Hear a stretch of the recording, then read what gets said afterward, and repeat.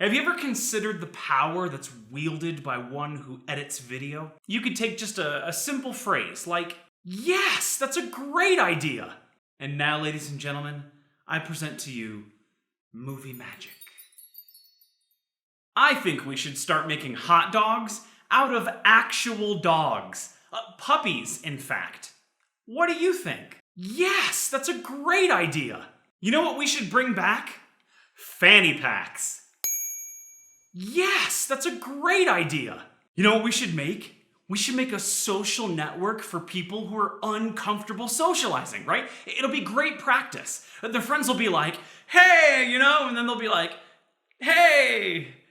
And then their friends will be like, "Hey!" And then nothing. It'll just... So, was breakfast fun? So I'm wearing purple underwear today. How are you? And then we can, make an emoji for uncomfortable silences.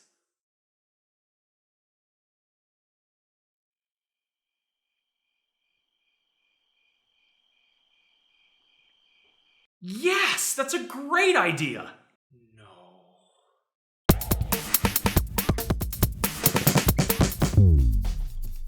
It's no revelation to anyone that we live in an age of sound bites. And to be honest, I can't remember a time when that was more evident than right now.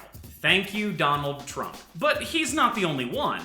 Ben Carson, for instance, has been getting his fair share of soundbite love as well. In an interview on NBC's Meet the Press with Chuck Todd asked Ben Carson this question: "Do you believe that Islam is consistent with the Constitution?" Ben Carson responded, quote, "No, I do not. I would not advocate that we put a Muslim in charge of this nation. I absolutely would not agree with that." End quote. There it is. And the crowd goes crazy. The soundbite did what soundbites usually do. It spread far and wide with no shortage of commentary, support, and outrage. And the church goes, I'm not sure. To be honest, I don't think I've ever really thought about it. Well, you're thinking about it now, aren't you?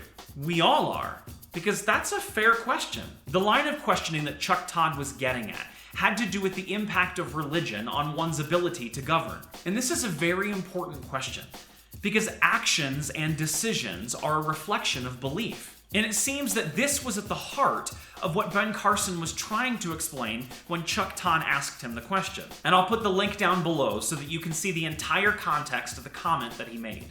The thing with Ben Carson's comments is this: Ben Carson answered according to his beliefs.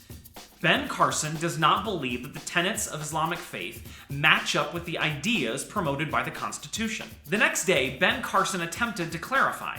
He said that when he answered the question, he had Sharia law in mind, a series of Islamic laws that is renowned for depriving women of their rights and keeping people from religious freedom. But in a soundbite world, some people just didn't want to accept his clarification, and the vultures had already swarmed. While it's true that religion has an effect on the decisions that people make and should always be considered when someone is running for public office, we should always allow for that particular person to clarify what it is that that person actually believes. So what do we do with this? I would suggest two things. First, give the guy a break. I mean, if you were in a conversation and you heard someone say something that sounded a little foul, wouldn't you ask for clarification and then allow that clarification to be heard? I would venture to guess that that's how you would want to be treated if you misspoke in a similar situation. Second, Mr. Carson, I think you should just admit that you misspoke. You're going to have a higher likelihood of people listening to your clarification if you just begin by admitting, look, I didn't say it the way I wanted to.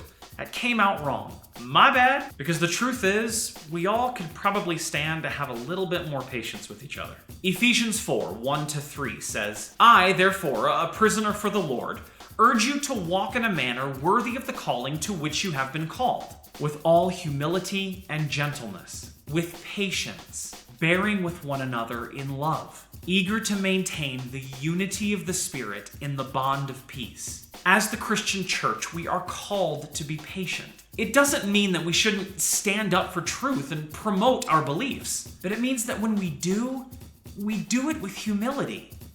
I'm sorry. I misspoke. And gentleness. I appreciate that. So tell me what you meant to say. How much do you think that religion plays a role in one's ability to hold political office? Do you think that the public is being too harsh on Ben Carson for his remarks? Let us know in the comments down below, or on our Facebook or Twitter pages using the hashtag ForthrighTV. I'm Anthony Creedon, and I'm just trying to be forthright.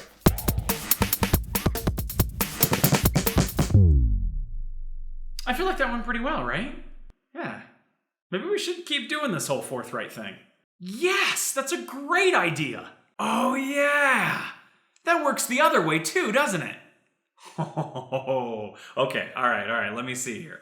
Hey, maybe everyone should subscribe to our YouTube channel and share all our videos on Facebook.